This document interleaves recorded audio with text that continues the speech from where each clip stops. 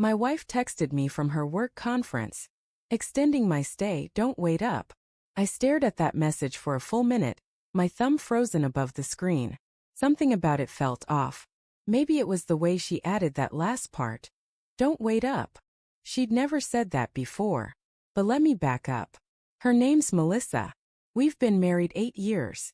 She works in marketing, smart, funny, the kind of woman who lights up a room. I was proud to be her husband. We had our routines. Morning coffee together. Friday night takeout. Little texts during the day like miss you? Or how's your day, love? Simple things that made it feel real. When she told me she had to go to Denver for a 4-day work conference, I didn't think twice. She'd gone before. She even FaceTimed me from the airport, hair tied up, coffee in hand, suitcase behind her. She blew me a kiss and said, "Don't burn the house down, chef."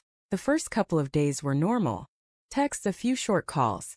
She said the conference was crazy busy, that her boss was making her network like a maniac.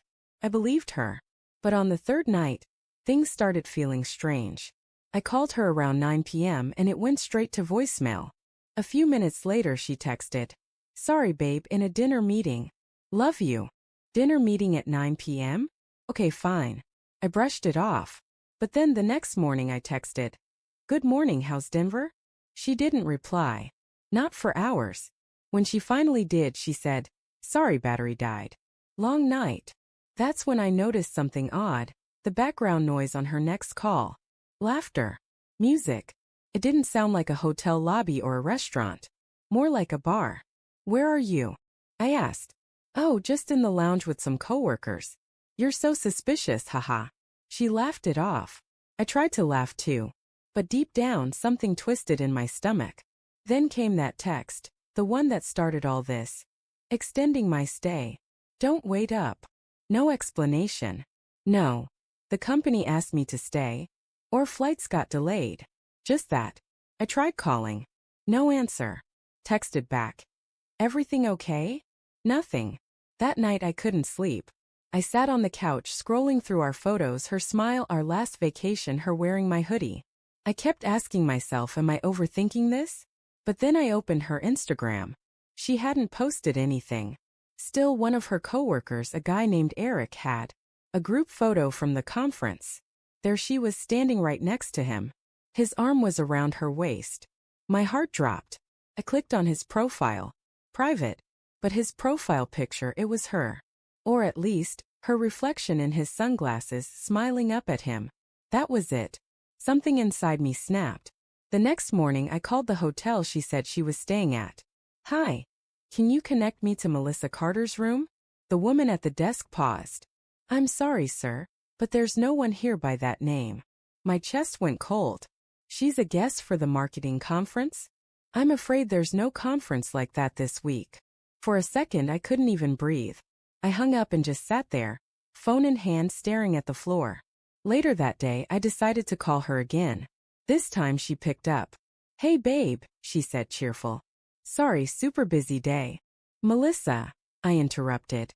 My voice cracked a little. "What hotel are you staying at?" There was silence. Just breathing on the other end. "Then why?" "I called them. They said you're not there." Another pause. Then quietly, "What are you doing, Ethan?" "What am I doing?" "Melissa, what are you doing? Where are you?" She sighed, a long, tired sigh. "Ethan, please don't make this a thing.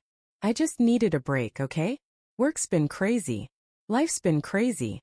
I just wanted time to breathe." Time to breathe? With Eric. That broke her. She stuttered, then went quiet again. "Ethan, I didn't mean for you to find out like this." I stood there, shaking. "So it's true," she whispered. "It's not what you think." "Oh, really?" My voice rose. "You lied about a conference. You're with him. What am I supposed to think?" She started crying. I could hear it, the sniffling, the shaky breath. But I wasn't sure if it was guilt or panic. "I'm sorry," she said. "I didn't plan this. We got close at work. He listened to me, you know? You're always so distant lately, and I..." "Don't," I said.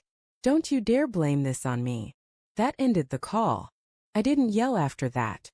Didn't text her again.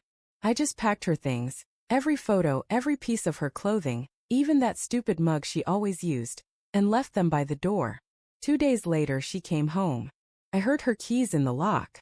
When she saw the boxes, her face fell. "Ethan," she said softly, "can we please talk?" "No," I said. "You had time for that in Denver. Or wherever the hell you were." She looked like she wanted to explain, but there was nothing left to say. I just stood there, numb, watching her realize that this time I wasn't going to fight for her. When she finally walked out, she turned and whispered, "You'll hate me for this. But someday you'll understand why I left." I didn't answer. I just closed the door. It's been 6 months now. She moved in with Eric, surprise, surprise. But from what I've heard, it didn't last long. Apparently, he started seeing someone else from work. Sometimes I still scroll through old photos of us. Not because I miss her, but because I miss the version of me that believed she'd never do something like that. If there's one thing I've learned, it's this. Betrayal doesn't always come with a warning. Sometimes it's just a text at midnight that says, "Don't wait up." And that's the moment your whole world changes.